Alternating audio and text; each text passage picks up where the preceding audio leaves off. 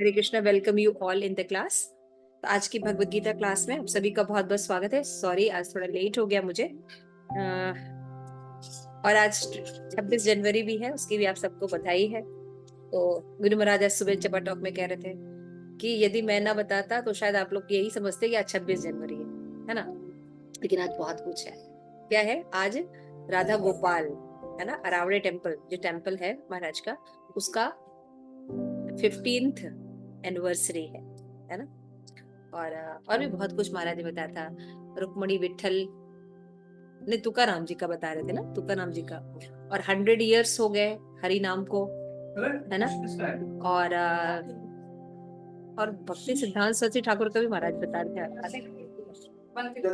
हाँ, 158th year हो गया है तिरुभाव को ना। नहीं पता नहीं, आविर्भाव या तिरुभाव को हो गया था। तो कई सेलिब्रेशन महाराज ने बताए, और महाराज ये भी बता रहे थे कि राम लल्ला आ गए अयोध्या में। आप सबको बहुत बहुत बधाई हो, हरी बोल, राम लल्ला की जय। किसने किसने विग्रह के दर्शन किए? यहाँ पे तो सभी ने किए क्लास में। ओहो, तो विग्रह दर्शन जो है वो आप लोग ने किए। कितने सुंदर विग्रह, बिल्कुल बाल रूप, बाल स्वरूप, है ना। मुझे एक बात बहुत टचिंग लगी कि भगवान का बाल स्वरूप दिखाया गया है। छोटे भगवान, 5-6 साल के, 5 साल के जो भगवान है ना। अब वो इतने सुंदर भगवान बाहर खड़े थे कितने साल से? 500 साल से, और उनको घर नहीं दिया जा रहा था, है ना। हम लोग के अंदर कितनी ह्यूमैनिटी होती है ना, कितने ये बच्चा बेचारा बेचारा बेचारा करते हैं। और हमारे ठाकुर जी 500 साल से टेंट में रहते थे, है ना। उनके पास अपना घर नहीं था, और नोबडी इज केयरिंग, है ना। तो ये सब चीजें जो है ये इसलिए है क्योंकि सनातन धर्म का प्रचार नहीं है। लोगों को सनातन जो है उनको भी अपने धर्म के बारे में ठीक से नॉलेज नहीं है, पढ़ाई लिखाई नहीं है। तो अभी हम लोगों का जो है वो ज्यादा उत्तरदायित्व बनता है कि हम पढ़ें और प्रचार करें। ठीक है, तो आप सबको आज के सो अवसर पे बहुत बहुत बधाई और मंगलमय जीवन के लिए भगवान से प्रार्थना है आप लोगों के। आप लोग अच्छे से भगवत गीता को पढ़िए, अपनी शिक्षाओं को लीजिए और उस हिसाब से अपना जीवन देखिए। तो अभी जो हम सेक्शन पढ़ रहे हैं, जैसे कि हमने जानते हैं कि परम गुह्य ज्ञान चैप्टर 9 हम पढ़ रहे हैं ना। चैप्टर 9, तो चैप्टर 9 जो है ये ज्ञान नहीं है, मोस्ट कॉन्फिडेंशियल नॉलेज। तो जीव जो है क्या होता है, उसको आदत होती है कि सीक्रेट्स सीक्रेट्स जानने की भी बड़ी आदत होती है ना, जिज्ञासा, सीक्रेट्स। तो भगवान यहाँ पे कह रहे हैं कि जो ये जो ज्ञान है ये मोस्ट सीक्रेट है। कैसे है? परम, परम लगाने का मतलब क्या होता है? मोस्ट, है ना, मोस्ट सीक्रेट नॉलेज है ये। तो भगवान यहाँ पे ऐसी ऐसी चीजों को रिवील आउट कर रहे हैं। भगवान अपने बारे में बता रहे हैं और अपनी क्वालिटी के बारे में बता रहे हैं, फिर अपनी उपासना के भी बारे में बता रहे हैं कि अलग अलग उपासनाएं करते हैं लोग, अलग अलग तरीका यूज करते हैं उपासना का। तो सबका सेम डेस्टिनेशन होता है। तो जनरली लोग कहते हैं आप किसी की भी पूजा कीजिए, कैसे भी पूजा कीजिए, सबका एक ही डेस्टिनेशन होता। सॉरी, भगवान यहाँ पे कह रहे हैं ऐसा नहीं है। क्यों नहीं है? क्योंकि सबका डेस्टिनेशन अलग अलग होता है। तो कौन सा डेस्टिनेशन सबसे श्रेष्ठ है, कौन सा उसके निकृष्ट है, कौन सा उसके निकृष्ट है, ये भगवान समझा रहे हैं। क्लास शुरू करने से पहले प्रेयर्स कर लेते हैं। नमो विष्णुपादाय कृष्ण प्रेष्ठाय भूतले श्रीमते लोकनाथ स्वामी महाराज इति नामने। नमो विष्णुपादाय कृष्ण प्रेष्ठाय भूतले श्रीमते भक्ति वेदांत स्वामी इति नामने। नमस्ते सारस्वती देवे गौरवाणी प्रचारिणे निर्विशेष शून्यवादी पाश्चात्य देशे तारिणे।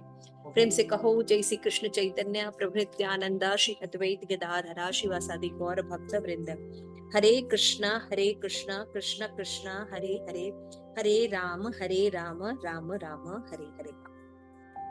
श्रील प्रभुपाद की जय, ग्रंथराज भगवत गीता की जय, निताई गौर प्रेमानंदे हरि हरि। तो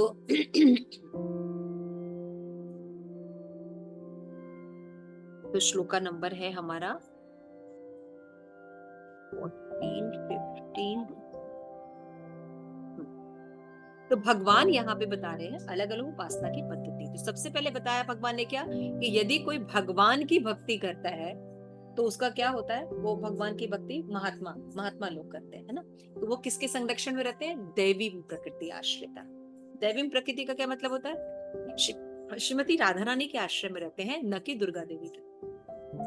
यानी अगर आप लोग भक्ति कर रहे हैं, भगवान की चैंटिंग करते हैं, नियम का पालन करते हैं, इसका मतलब क्या है कि आप देवी प्रकृति आश्रिता, श्रीमती राधा रानी के शेल्टर में रहते हैं, जो कि प्रकृति के गुणों से परे। तो प्रकृति के गुण में रहने का क्या मतलब है आपको, तो क्या मतलब है, मतलब क्यों श्रेष्ठ है भगवान को छोड़ करके इधर रहते हैं, तो ठीक है, वो तो समझ गए, लेकिन राधा रानी के आश्रय को इतना इम्पोर्टेंट क्यों दिया जा रहा है। राधा रानी भगवान के अंदर की शक्तियां, आध्यात्मिक शक्तियां, तो क्या देती हैं वो ऐसा कि जो आपको दुर्गा देवी नहीं देती हैं। दुर्गा देवी के संरक्षण में रहेंगे तो वो कभी भगवान तरफ नहीं जा सकते, लेकिन राधा रानी के रहेंगे तो उसकी जा सकते, जल्दी से पहुंचा देंगे। इसीलिए जब कोई क्वेश्चन पूछता है ना, तो you don't have to rush to say anything, just you have to say something, just listen what is the question, then contemplate on your mind, then you can answer. This is the right way of answering anything. I'm asking simple question. एक होता है देवी, दुर्गा देवी का संरक्षण, और एक होता है राधा रानी का संरक्षण। क्लियर हो गया ये। तो दुर्गा देवी का संरक्षण में ऐसा क्या होता है जिसको उसको निम्न माना जाता है, और राधा रानी की हमें जो भी चाहिए वो मिलता है दुर्गा देवी। जैसे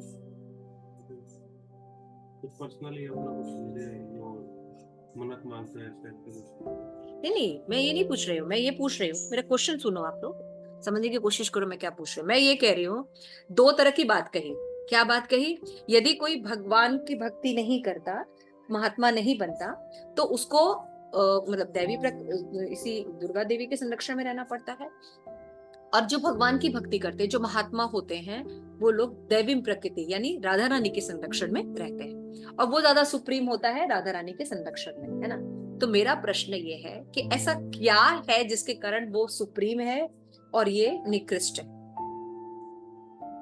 माता जी, महामाया से छोड़ के योग माया में हम। ये तो तुम लोग नाम बदल रही हो, महामाया, ये तो वही तो पूछ रहे हो कि व्हाट क्वालिटी जिसके कारण ऐसा है, मैं वही तो पूछ रही हूँ कि भौतिक जगत निम्न क्यों है और आध्यात्मिक जगत को उच्च क्यों माना जा रहा है, क्यों कहा जा रहा है कि बिकॉज राधा रानी के शेल्टर में वहाँ पे सिर्फ भगवान की सेवा का ही भाव रहता है, ठीक है, पर खुद को भी पुरुष माना है। अच्छा, वहाँ पे भगवान की सेवा रहता है, नहीं।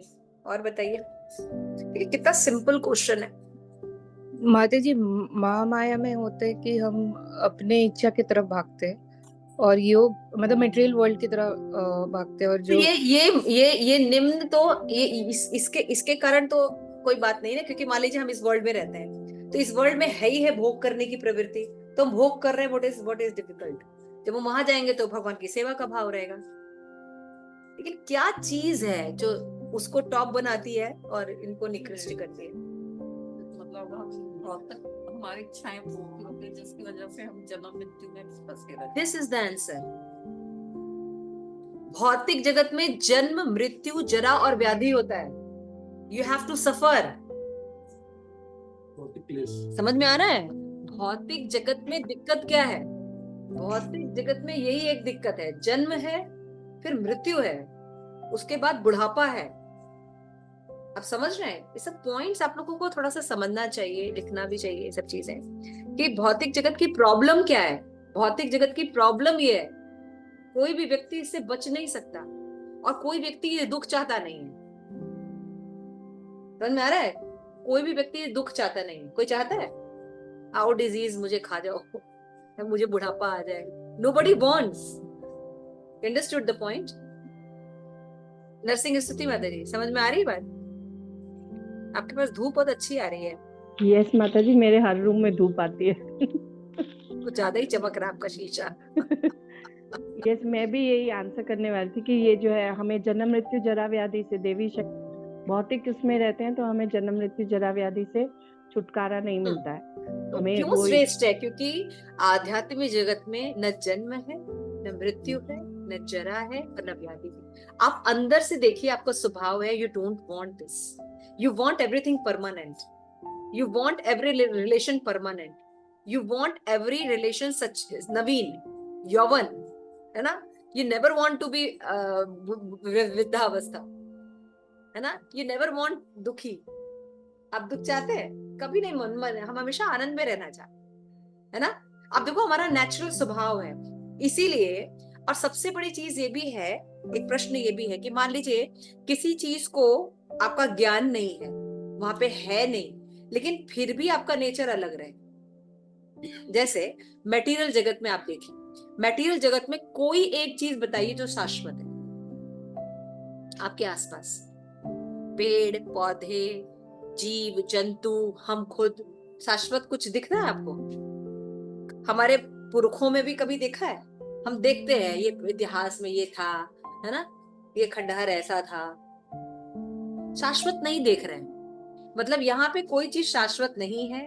ट्रेनिंग भी है कि कोई चीज शाश्वत नहीं है, फिर भी हम शाश्वतता की तलाश करते हैं। आप देखो, हम एक नमक भी खरीदने जाते हैं तो हम चेक करते हैं कौन से ब्रांड का है, ज्यादा दिन चलेगा, एक्सपायरी डेट चेक करते हैं। स्वभाव है हमारा। यहाँ की किसी चीज में एक स्वभाव नहीं है, लेकिन हमारा बाई नेचर है कि हम हर चीज को परमानेंट करना चाहते हैं। नहीं करना चाहते? क्यों ऐसा है? सोचिए क्यों है ऐसा? क्योंकि हम हैं ऐसे, as a soul, as a आत्मा, हमारा नेचर है क्या, कि हमेशा रहने का, हमेशा आनंद में रहने का, है ना। और हमेशा सत्य चित्त चित्त पोजीशन पे रहना, ज्ञान में रहना। हम अंधकार में नहीं रहते हैं, और हमेशा नवयौवन रहते हैं हम। हमें बुढ़ापा होता ही नहीं है कभी। ये हमारे आत्मा को बुढ़ापा होता है? आत्मा को बुढ़ापा नहीं होता है। तो हमारा ओरिजिनल पोजीशन है, ये ओरिजिनल स्वभाव है। इसको किसी हिंदू मुस्लिम सिख ईसाई से मतलब नहीं है, ये हर जीव का ओरिजिनल स्वभाव। समझ में आया? तो हर जीव शाश्वत रहना चाहता है, जबकि यहाँ संसार में एक भी व्यक्ति नहीं है, एक भी एक्सपीरियंस नहीं है। Then why we are like that? Because we don't belong to this nature. इसीलिए जब बात की जाती है धर्म, ये धर्म श्रेष्ठ है, वो निकृष्ट है, ये धर्म श्रेष्ठ है, वो निकृष्ट है, तो जब हम मान लीजिए सो कॉल्ड धर्म की बात कर रहे हैं, तो धर्म तक तो हम पहुंच ही नहीं रहे, हम तो पंथ की बात कर रहे हैं, विश्वास, जिसको रिलीजन बोला जा रहा है। रिलीजन किसी को हैप्पी नहीं कर सकता, क्योंकि वो शरीर से रिलेटेड होता है। सनातन धर्म हिंदू मुस्लिम नहीं है, सनातन धर्म हर जीव का धर्म है, और ये आत्मा से रिलेटेड है। और सनातन धर्म की क्या विशेषता है? सनातन धर्म हर जीव का जड़ है ना। जैसे कि जड़ में अगर आप पानी डालिए, तो ऐसे ऐसे सारे सिस्टम बने हुए हैं कि पेड़ पौधे सब एक एक चीजों पर वो उसका जो पोषण है वो चला जाता है, ऊर्जा जो है वो चली जाती है। आपको कुछ करने की जरूरत नहीं है, क्योंकि सिस्टम ऐसा बना हुआ है। उसी तरह से जब आप सनातन धर्म को लेते हैं, तो वो जीव का धर्म है, वो हिंदू मुस्लिम विश्वास नहीं है। हिंदू धर्म उसके निकटतम धर्म है, कर्मकांड सेक्शन है, समझ रहे हैं। लेकिन हिंदू धर्म भी धर्म नहीं है, जो हिंदू कर्मकांड सेक्शन है वो धर्म नहीं है। धर्म सभी का सनातन धर्म है, और वो आत्मा का धर्म है। ये सब आंसर्स आपको ना पता होने चाहिए। तो क्या डिफरेंस है हम लोग जो भक्ति कर रहे हैं शिल प्रपात के अंडर में और बाकी लोगों में, कि धर्म का मतलब हमको समझना होगा। धर्म मतलब होता है वो चीज जो कहीं भी चेंज नहीं हो सकती, या उसके नहीं रहने पे वो चीज खत्म हो जाए, धारण करना। तो धर्म मतलब जैसे कि एक मिर्ची है, मिर्च है, मिर्च अगर तीखी ना हो तो उसको मिर्च कहेंगे? उसको मिर्च नहीं कहेंगे। जैसे मिठाई है, कोई मीठी चीज है, वो अगर मीठी ना लगे तो उसको मिठाई कहेंगे? यानी मिठाई का धर्म मिठास है, मिर्ची का जो धर्म है वो तीखापन है, यानी उसके नहीं रहने पर उसका अस्तित्व खत्म हो जाता है। तो ऐसी क्या चीज है हमारे पास जो कि नहीं रहे तो हमारा अस्तित्व निकल जाएगा? तो श्री प्रभुपाद बताते हैं सेवा। सेवा करना हमारा स्वभाव है ना। हम हर किसी की किसी न किसी तरह से सेवा कर रहे हैं। देखिए, कोई बिना कर्म के नहीं रह सकता, नहीं रह सकता, रह सकता है। मान लीजिए हम आपको बोले कि हाँ, हमने स्विट्जरलैंड में आपको बिल्कुल सी बीच के पास बढ़िया पूरा फुल फर्निश्ड घर दे दिया, ये दिया, सारी सुविधाएं हैं, सब कुछ है, आपको कुछ नहीं करना है, यू आर वेरी हैप्पी। कितने दिन हैप्पी, कितने दिन अच्छा लगेगा? 2 दिन, मुश्किल से 3 दिन। थके हैं क्योंकि 2-3 दिन तो अच्छा ही लगेगा, ये 1 हफ्ता भी अच्छा लग सकता है। When you don't do anything, you can't survive. कुछ करने को नहीं है तो क्या करोगे आप? बिना एक्शन के हम नहीं रह सकते। इसीलिए लोगों को अगर कुछ नहीं मिलता तो कुत्ते पालते हैं, है ना?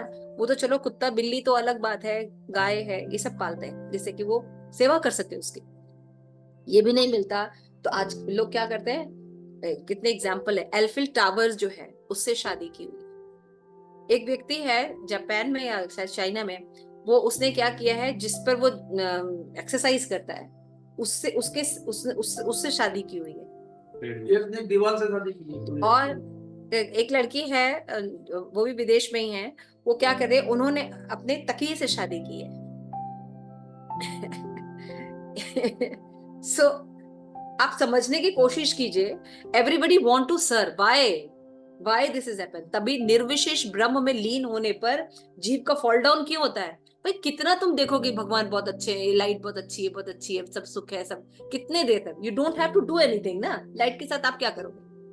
अपना ना प्रणाम करोगे, समझ में आएगा किधर प्रणाम करे, माला कहाँ पहनाए, कुछ बना के खिलाए, क्या करोगे उसके साथ? तो जीव, प्रभुपाद बताते जीव का स्वभाव क्या है? सेवा कर, है ना? ये हमारा सनातन धर्म। और सनातन धर्म की दूसरी विशेषता क्या है कि जब हम सनातन धर्म को नरिश करते हैं तो हमारा शरीर का धर्म, घर का धर्म, देश का धर्म, समाज का धर्म, राष्ट्र का धर्म छूटता नहीं, बल्कि सब पूरा होता है। This is the main point कि जब हम जड़ में पानी डालते हैं तो सभी चीजें नरिश होती हैं। इसीलिए हमें भक्ति करनी चाहिए। अगर हम भक्ति नहीं करते और बाकी चीजें करते हैं तो हम नरिश नहीं हो सकते, क्योंकि जड़ में पानी नहीं डल रहा है।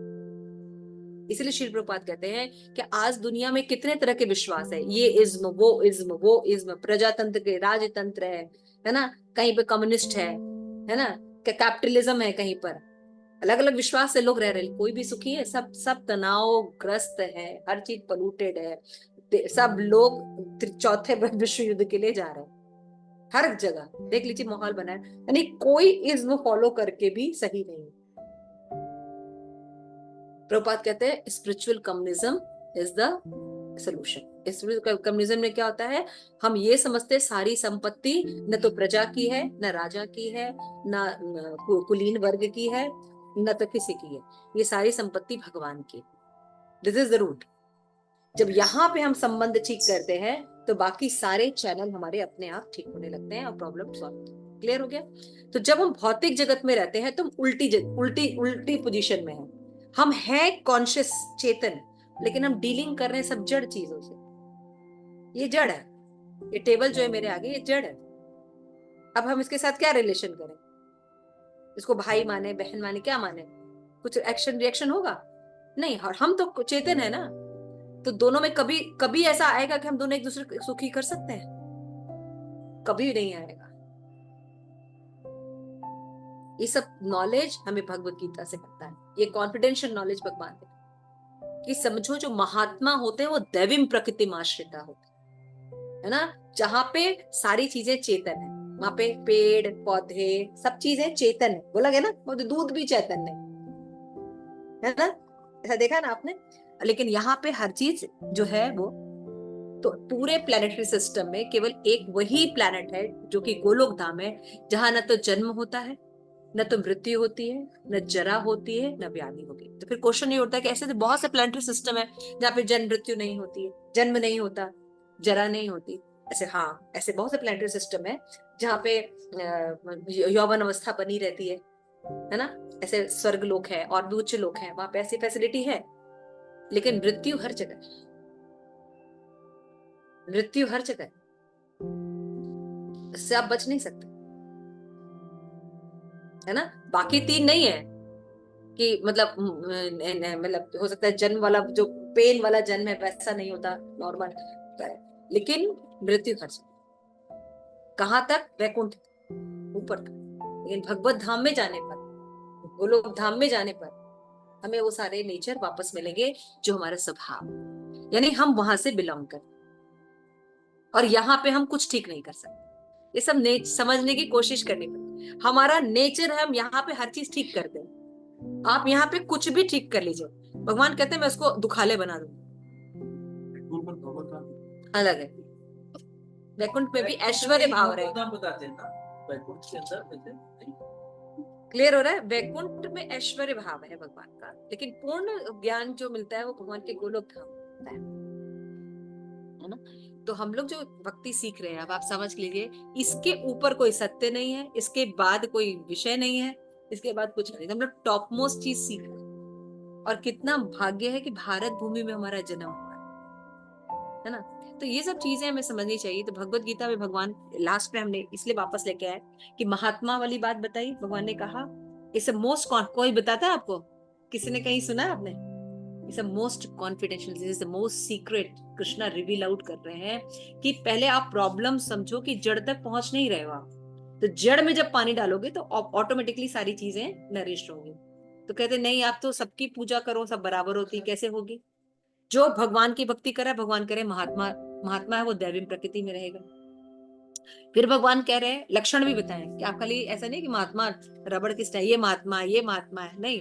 उन्होंने बताया कि महात्मा वो व्यक्ति है जो सततम कीर्तयन्तो मां। पहली बार निरंतर, सुबह शाम नहीं, रोज हर क्षण भक्ति करता है, कीर्तन करता है। और कैसे भक्ति करता है? दृढ़ता पूर्वक भक्ति करता है, निश्चय करता है, संकल्प करता है मैं रोज 16 माला करेंगे, हम ये अपराध नहीं करेंगे, हम ये नहीं करेंगे, हम ऐसे भगवान का प्रसाद खाएंगे। संकल्प पूर्वक भक्ति करता है। और कैसे दृढ़ता के साथ करता है, एक दिन करके 2 दिन छोड़ता नहीं है ना। और फिर कहते हैं, भगवान कहते हैं वो मुझे दिन भर नमस्कार करता है, मेरी भक्ति करता है ना। तो देखिए भगवान में भगवत गीता में कहा है कि मुझे नमस्कार करो, मेरी पूजा करो, मेरे भक्त बनो। भगवान बार बार, और ये श्लोक 3 बार आए, 2 बार मनमना भव भक्त तो आया है, और एक बार देखो यहाँ पे बोले नमस्कार करो। भगवान बोल रहे हैं, है ना। और लोगों को ये ज्ञान नहीं, तो लोग कहाँ लिखा है, भगवान कहाँ बोलते हैं कि नमस्कार। उसके बाद हमने देखा 15 जो श्लोका था, उसमें भगवान रिवील आउट कर रहे हैं कि जो भगवान की भक्ति नहीं करते और निर्विशेषवादी, 15वें अध्याय में, है ना। हमने आप लोगों को श्लोका लर्न करने के लिए बोला था, सततम कीर्तयन्तो मां।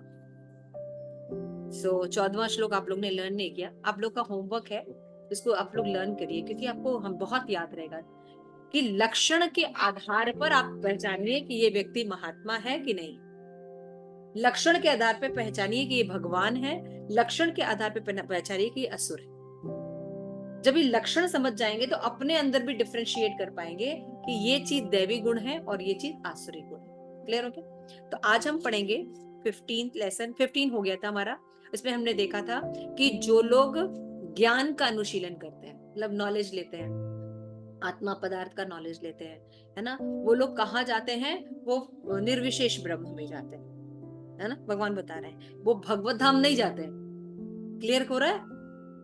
हर उपासना का भगवान डेस्टिनेशन बता रहे हैं। और इसमें आगे आप चल के पता चलेगा कि जब हम ब्रह्म में लीन हो जाते हैं, this is the first realization of Bhagwan, अद्वैत ज्ञान, ब्रह्म, परमात्मा और भगवान। तो ब्रह्म तक पहुंच कर भी देखिए होता है ना, जैसे भौतिक जगत में 4 चीजें, धर्म, अर्थ, काम और मोक्ष, ठीक है ना। तो धर्म, अर्थ, काम ये ज्यादा लोग करते हैं, मोक्ष कोई जाएगा भौतिक जगत में। उसको भी क्या बता रहे हैं? You have to return back, आपको फिर से भौतिक जगत में आना पड़ेगा। क्यों? क्योंकि ब्रह्म में लीन होने के बाद जीव सोचता है भगवान में लीन हो गए, लेकिन हम कभी जीव से भगवान से लीन हो ही नहीं सकते। हमारा एग्जिस्टेंस भी रहेगा, भगवान करेगा, सेवा कुछ रहेगी नहीं, तुम करेंगे क्या? फिर हमारा फॉल डाउन, है ना। फिर यहाँ पे आके हम क्या करते हैं? समाज सेवा के काम करते हैं समाज सेवा के काम करेंगे। तो भगवान यहाँ करे कि इतना ऊंचा जाकर ज्ञान का अनुशीलन करके भी आपको पतन होता है। फिर दूसरा रथ आ रहे हैं, अतः कर्तुमर्ह यज्ञम, बोलिए, अहम कर्तुरहम यज्ञम, स्वधा अहम औषधम, मंत्र अहम एव, आज्यम अहम अग्नि अहम हुतम। किंतु मैं ही कर्म कांड, मैं ही यज्ञ, पितरों को दिया वाला तर्पण, औषधि, ध्वनि, घी, अग्नि तथा आहुति। भगवान देखिए यहाँ पे सब बता रहे हैं। ठीक है, इसको पढ़िए। तो रीडिंग करने के लिए आज कोई नहीं है। और नरसिंह स्तुति माता जी रीडिंग करें।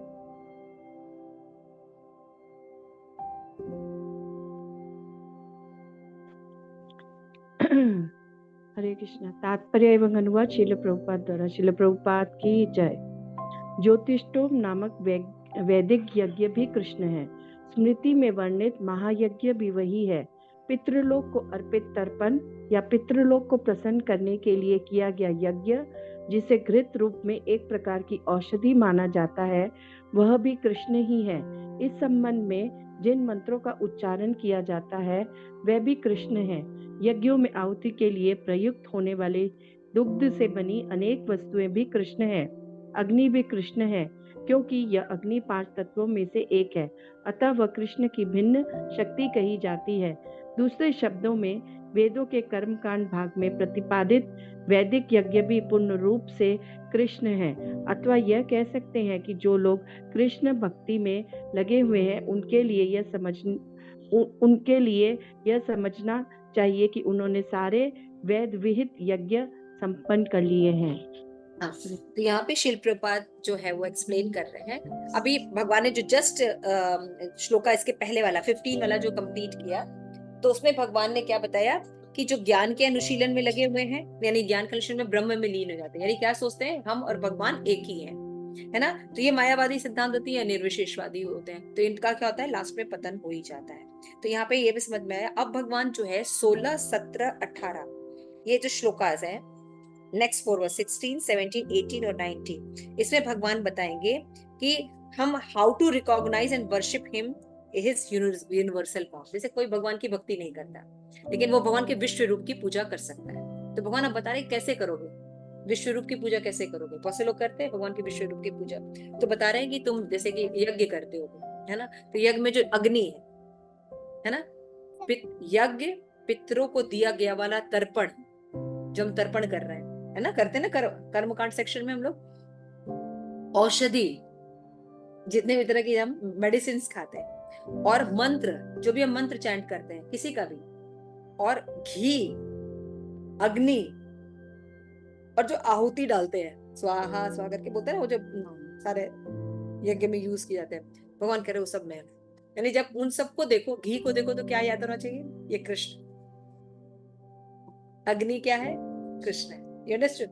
When जब हम पर्सनल फॉर्म में भगवान की भक्ति नहीं करते, तो इम्पर्सनल फॉर्म में करते हैं भगवान की। तो भगवान बता रहे हैं कि कैसे कैसे तुम पहचानोगे कि इम्पर्सनल क्या है। भगवान होते हैं अग्नि में, जो भी मंत्र चैंटिंग है, चाहे ओम नमो भगवते करो, चाहे कुछ भी मंत्र चैंटिंग करो, मंत्र चैंटिंग क्या है, भगवान। क्लियर हो रहा है। तो ये सब फिर भगवान और बता रहे हैं 17 पितामह से जगतो माता धाता पितामह वेदम पवित्रम ओमकारम ऋग साम यजुर एव च। मैं इस ब्रह्मांड का पिता हूँ, माता हूँ, आश्रय हूँ, और पितामह भी हूँ, मतलब दादा, ग्रैंड फादर भी मैं हूँ, है ना। I am the father of this universe, the mother, the supporter and grandsire, है ना। मैं ही गे हूं, यानी अगर आपका कोई लक्ष्य है तो वो कहते हैं वो मैं। यानी आप अपने जीवन में कोई भी लक्ष्य बनाते हैं, एक्चुअल में लक्ष्य भगवान रहता है। तो हम भगवान की उपासना तो कर रहे हैं, लेकिन इनडायरेक्ट फॉर्म में कर रहे हैं। आप कुछ कर ही नहीं सकते भगवान के अलावा। आप अगर कुछ भी कर रहे हैं, वो आपको लगता है कि आप ये काम कर रहे हैं, है ना, निर्विशेष ब्रह्म की उपासना कर, लेकिन एक्चुअल वो कृष्णा ही है, लेकिन आपको पता नहीं, आप इनडायरेक्ट वे में भगवान की भक्ति कर रहे हैं। क्लियर हो रहा है। तो पिता कौन है, भगवान, ठीक है। इसलिए माँ बाप की उपासना करनी चाहिए, क्योंकि पिता कॉन्सेप्ट कहाँ से है, भगवान से है। क्लियर हो रहा है। माता भी मैं हूं, आश्रय देने वाला, है ना, किसी को भी सपोर्ट करने वाला। हम सोचते हैं हमें भगवान कह रहे हैं वो मेरे कारण ही कोई व्यक्ति किसी को सपोर्ट कर सकता है। समझ में आ रहा है। और गेय है, शुद्ध करता है, जो ओमकार मंत्र है वो कौन है, कृष्ण। क्लियर हो रहा है। देखिए कहाँ तक भगवान बता रहे कि मैं क्या हूँ, यानी निर्विशेष फॉर्म में अगर आप हमको आसपास देखेंगे तो मैं ये हूँ। और फिर बताने कि चारों प्रकार के वेद जो है वो कौन है। चलिए आप भक्ति तक नहीं आएंगे, लेकिन अगर आप विद्वान बनेंगे तो ऋग्वेद ये सब पढ़ेंगे तो भगवान करे वो भी कौन हूँ, मैं हूँ। तो सारे चराचर विराट जगत की अभिव्यक्ति कृष्ण की शक्ति के विभिन्न कार्यकलापों से होती है। भगवान का जो विराट जगत हम देख रहे हैं, आसपास जितने भी लोगों को देख रहे हैं, ये एक्चुअल में कृष्णा है। इस भौतिक जगत में विभिन्न जीवों के साथ तरह तरह के संबंध स्थापित करते हैं जो कृष्ण की शक्ति के अतिरिक्त अन्य कुछ नहीं है। एकदम साफ बोल रहे हैं श्री प्रभुपाद। इस जगत में जो भी विभूति हम देखते हैं वो कौन है, कृष्ण है ना। तो इस दृष्टि से जीव जो माता पिता प्रतीत होते हैं, एक्चुअली वो कृष्ण है। समझ रहा है? जैसे हम माता पिता की क्यों रिस्पेक्ट करते हैं कि कृष्ण माता पिता है, उनके प्रतिनिधि के रूप में हम उनको करते हैं ना। समझ में आ रही है बात को? यानी अगर आप किसी को प्रणाम करते हैं तो एक्चुअल में भक्त जो ये जानता है कि उनके हृदय में परमात्मा तो उसको प्रणाम कर रहे होते हैं।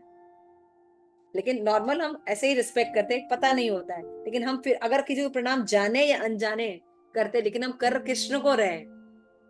भक्त जानता है और जो भक्त नहीं है, शुद्ध भक्त नहीं, वो नहीं जानता, विश्व रूप में भगवान की उपासना करता है, लेकिन काम वो करता है, लेकिन इनडायरेक्ट में भी वो भगवान को ही कर रहा है। क्लियर हो रहा है? मतलब विश्व रूप में जानना। हम वेदों में भी जानना चाहते हैं कि वो कृष्ण को जानने की दिशा है। हम जैसे मान लीजिए कुछ जानने की जिज्ञासा, ऐसा क्यों है, मरने के बाद क्या होता है, आत्मा क्या है, तो कुछ पढ़ते हैं, है ना। तो भगवान कह रहे हैं कि वो जानने का लक्ष्य भी मैं। इस तरह जो लोग वैदिक नियमों को जानने के लिए जिज्ञासु रहते हैं वो भी कृष्ण के अंश है, अतः कृष्ण भी है। समस्त वैदिक मंत्र, ओमकार शब्द प्रणव मंत्र है, वो भी भगवान है। चारों वेद भगवान है, तो अतः इसे कृष्ण समझना ही चाहिए। तो निर्विशेष ब्रह्म है जो भगवान की उपासना करते हैं, जो डायरेक्ट भगवान के फॉर्म में बिलीव नहीं करते हैं। तो ये सब चीजें भगवान कह रहे हैं मैं। अभी 18 हम पढ़ लेते हैं। गतिर भर्ता प्रभु साक्षी, निवासः शरणं सुहृद, प्रभव प्रलय स्थानम, निधानम बीजम अव्ययम। अब भगवान देखिए ये जो श्लोक बोल रहे हैं बहुत इंपॉर्टेंट श्लोक है। बहुत से आचार्यों ने इस पर कमेंट्स किए इस श्लोक पे। क्यों? क्योंकि आप समझ जाइए कि लक्ष्य कौन है, भगवान। क्या करें, पालन करता है ना, भगवान करें सस्टेन करना, मेंटेन करना, मास्टर, विटनेस, है ना, ये सब कौन है, भगवान है। धाम कौन है, भगवान है। शरण स्थली, है ना, I am the goal, sustainer, the master, witness, साक्षी, है ना, witness, the adobe, the refuge and the most dear friend. I am the creation and annihilation, the basic of everything, the resting place and the internal seat. तो भगवान क्या है, वो अविनाशी बीज है। तो कौन है, कृष्ण है। क्लियर हो क्या? तो गति का अर्थ है लक्ष्य, यहाँ पे जानना चाहिए, लेकिन चरम लक्ष्य तो कृष्ण है। यद्यपि हमें इसे नहीं जानते, जो कृष्ण को नहीं जानता वो पथभ्रष्ट है, और उसकी तथाकथित प्रगति या तो आंशिक है या फिर भ्रम। ऐसे लोग देवताओं को अपना लक्ष्य बनाते हैं। क्लियर हो रहा है? जब भगवान की डायरेक्ट भक्ति नहीं करते तो लोग किसी न किसी के पास जाते हैं। सबसे पहले देवताओं की बात कर रहे हैं भगवान, तो देवताओं की भक्ति करते हैं, गति बनाते हैं ना, लक्ष्य बनाते हैं। उनकी भी नहीं करते तो क्या करते हैं फिर? जैसे कि कह रहे हैं कि जो कठोर नियम का पालन करते हैं, चंद्र लोग जाते हैं, सूर्य, इंद्र, महर लोग, इनको प्राप्त करने की इच्छा होती है, क्योंकि उनको आगे के प्लेनेट के बारे में पता ही नहीं होता है। वैकुंठ लोग और गोलोक धाम तो बिल्कुल ही नहीं पता होता, तो जहां तक पता होता है वहां तक जाने की कोशिश करते हैं, है ना। किंतु वस्तुतः वो कृष्ण की अनुभूति की दिशा में ही आगे बढ़ता है ना। कृष्ण की विभिन्न शक्तियों तक पहुंचने का अर्थ है अप्रत्यक्ष कृष्ण तक पहुंचना। क्लियर हो रहा है? आप कुछ भी कर रहे हैं, लेकिन कर रहे हैं आप कृष्ण की भक्ति ही। उदाहरण, यदि किसी ऊंची इमारत में लिफ्ट पहुंचने की सुविधा हो तो फिर एक एक सीढ़ी ऊपर चढ़ने से क्या फायदा है ना। सब कुछ कृष्ण की शक्ति पर आश्रित है, तथा कृष्ण की शरण लिए बिना किसी वस्तु का अस्तित्व ही नहीं है। तो कृष्ण परम शासक हैं, सब उन्हीं से है, उन्हीं की शक्ति पर आश्रित है। तो प्रत्येक जीव में स्थित भगवान के कारण कृष्ण परम साक्षी भी है। हमारा घर, देश, लोग यहाँ पर हम रह रहे हैं, सब कुछ कृष्ण का। तो शरण के लिए कृष्ण परम गंतव्य। अतः मनुष्य को चाहिए कि अपनी रक्षा और कष्टों के विनाश के लिए कृष्ण की शरण ग्रहण करें। हमें चाहे जहां भी शरण लें, हमें जानना चाहिए कि आश्रय केवल जीवन शक्ति होती है, जीवित शक्ति होती है। आश्रय कौन दे सकता है? लिविंग। कोई लिविंग होगा तो ही ना आश्रय शक्ति देगा।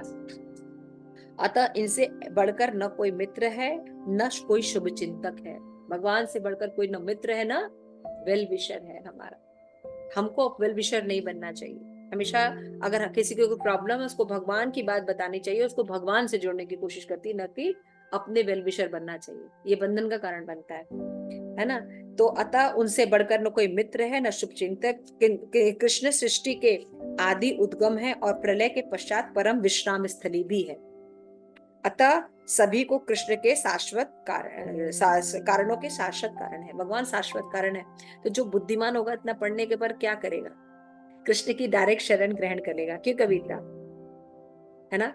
when you read this thing कि every destination is this, तो इनडायरेक्ट भक्ति कौन गधा करेगा? गधा होगा वही करेगा।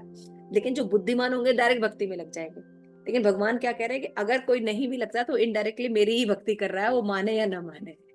क्लियर हो गया, है ना? आप अल्लाह बोल लीजिए और या कुछ और बोल लीजिए, कोई और नाम दे दीजिए, तो लेकिन है तो एक ही भगवान। भगवान क्या कहते हैं चैतन्य महाप्रभु, नामना नकारी बहुधा निज सर्वस्व। भगवान है और भगवान की बहुत सी लीलाएं जिसके कारण भगवान के अनेक नाम। उस भगवान में कोई अंतर नहीं है, वो उसी की बात की जा रही है ना।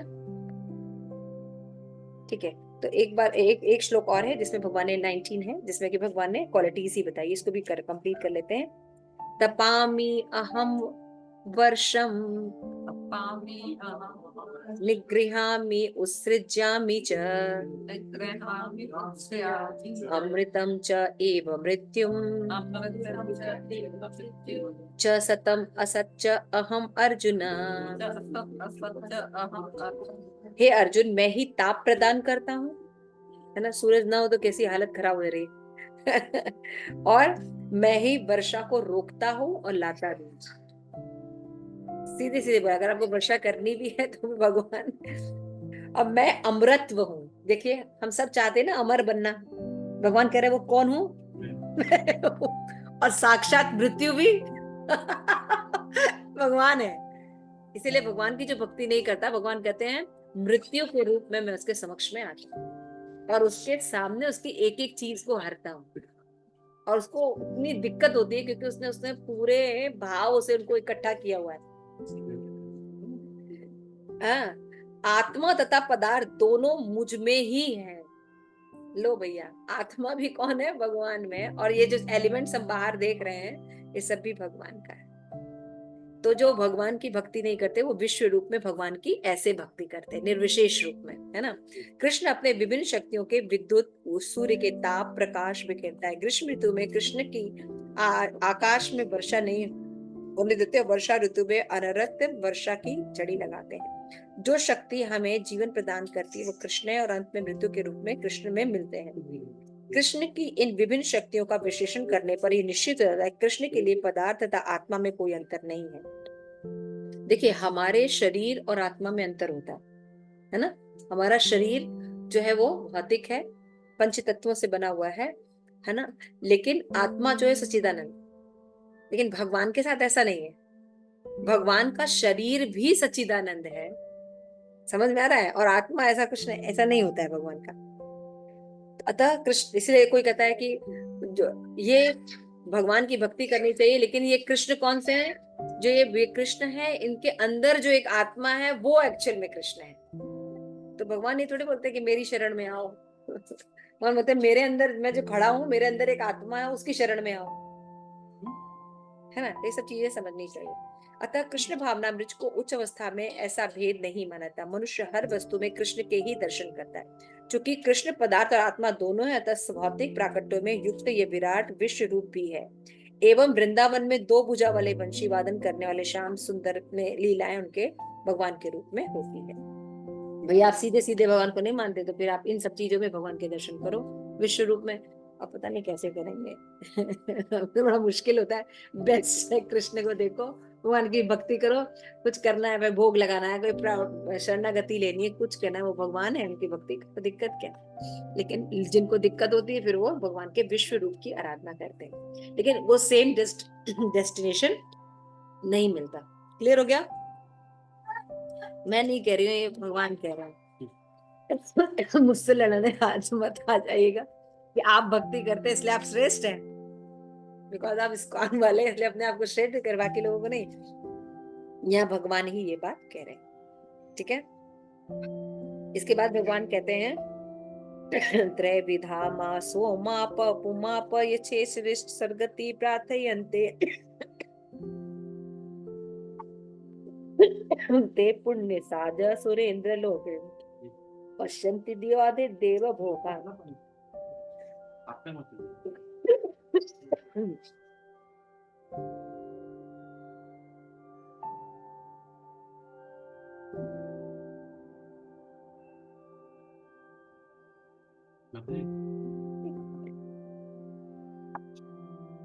यह पुण्य साधा सुरेंद्र लोका पश्यति दिव्य शंति देव भोगन। जो वेगों का अध्ययन तथा सोमरस का पान करते हैं उनको स्वर्ग प्राप्त होता है। तो क्या करते हैं, वो भी अप्रत्यक्ष रूप से मेरी ही पूजा कर रहे हैं। देखो भगवान कह रहे हैं कि जो स्वर्ग जाना चाहते हैं वो भी अप्रत्यक्ष रूप से किसकी पूजा कर रहे हैं, मेरी ही पूजा कर रहे हैं। वे पाप कर्मों से शुद्ध होकर इंद्र के पवित्र स्वर्गिक धाम में जन्म लेते हैं, जहां वो देवताओं का सा आनंद भोगते हैं। अगर आप स्वर्ग जाना चाहते हैं तो एक्चुअली अप्रत्यक्ष रूप से आप कृष्ण की ही भक्ति कर रहे हैं। कोई पढ़ेगा इस रिपोर्ट को?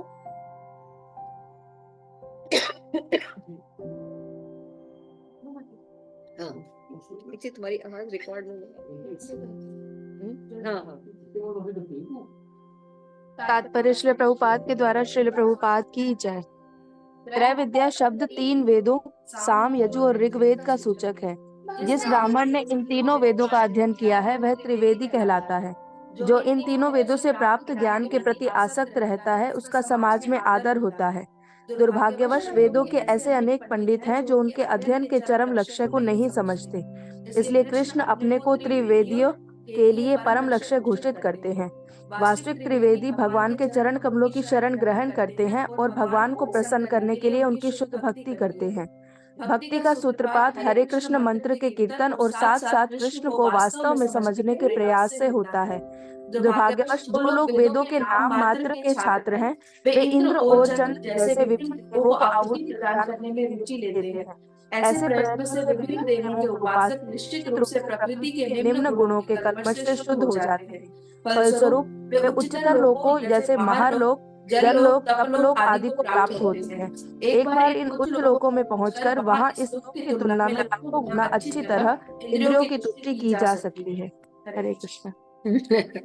यानी अगर आप स्वर्ग भी जाना चाहते हैं तो ये जो इच्छा है वो भी कृष्ण है ना, ये सिंपल सी बात है। तो यहाँ पे शिल प्रभुपाद बता रहे हैं कि Krishna is explaining verse how to see him within the object of this.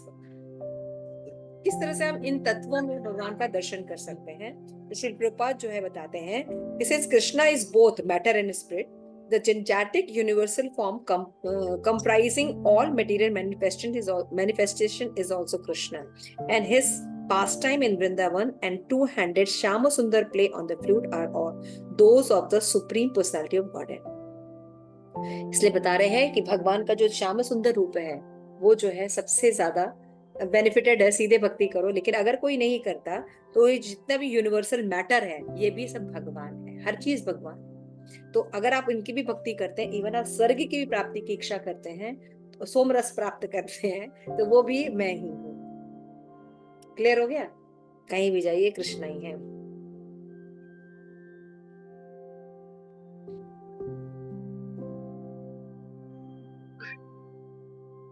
तो अब इसमें नेक्स्ट श्लोक में भगवान ये बताएंगे इसके बाद के श्लोकों में कि यदि कोई व्यक्ति भगवान की भक्ति नहीं करता तो उसकी क्या डेस्टिनेशन होती है, और इनकी भक्ति करता है तो कौन सी डेस्टिनेशन प्राप्त होती है। तो ठीक है, इसको करने से पहले हम इसी जो परपोर्ट है इसी पर शिल प्रभुपाद का लेक्चर है, उसमें से कुछ पॉइंट्स है, बहुत इंपॉर्टेंट अच्छे पॉइंट्स हैं, इसको हम देख लेते हैं। यहाँ पे शिल प्रभुपाद ने न्यूयॉर्क में 1966 में इसको एक्सप्लेन किया था।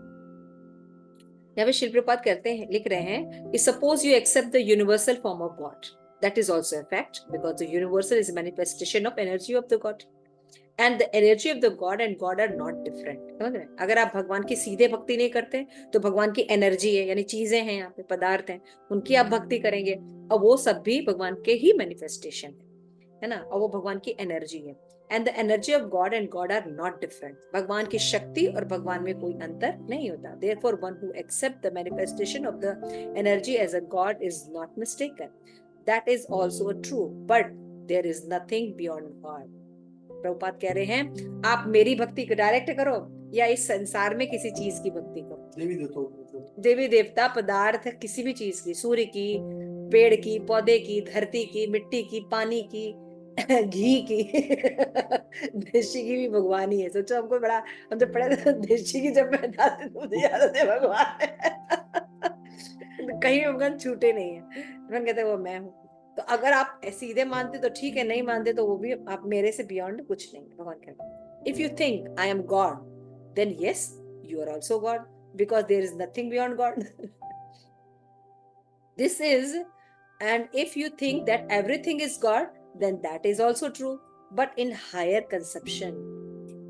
There is nothing beyond God. मतलब प्रभुपाद क्या कह रहे हैं, आप ही सोचते हैं कि भगवान से बाहर कुछ भी है, तो भगवान से बाहर कुछ भी नहीं है. आप कुछ भी कार्य करेंगे वो मेरे भगवान के अंदर ही रहेगा.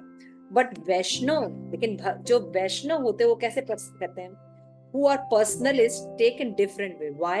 Because in Bhagavad Gita it is said by the Lord, Maya tadham idam sarva jagat avyakta murtinam. I am spread all over the universe in my impersonal feature. So everything is resting on me, but I am not there. This simultaneously and one different philosophy is accepted by the Lord Chaitanya. There is nothing beyond the form of the Krishna, two-handed. One has to come to this point. You may go in different way, accepting yourself as a God, accept everything as a God, or accepting the universal form of the God. But if you make actual progress, then you come to this point. तो यानी जो लोग भगवान के इस विराट रूप में रखते हैं, अपने आप को भगवान को मानते हैं या निर्विशेष रूप में भगवान की पूजा करते हैं, ये बहुत बुद्धिमान लोग नहीं होते, है ना. उसमें जो भक्त होते हैं, जो भगवान की पर्सनल भक्ति करते हैं, भगवान के पर्सनल फॉर्म कृष्ण है, ये राम जी हैं. अयोध्या में राम जी प्रकट है, बाल स्वरूप, जो अभी विग्रह स्थापित हो यही राम है. उनकी भक्ति करो.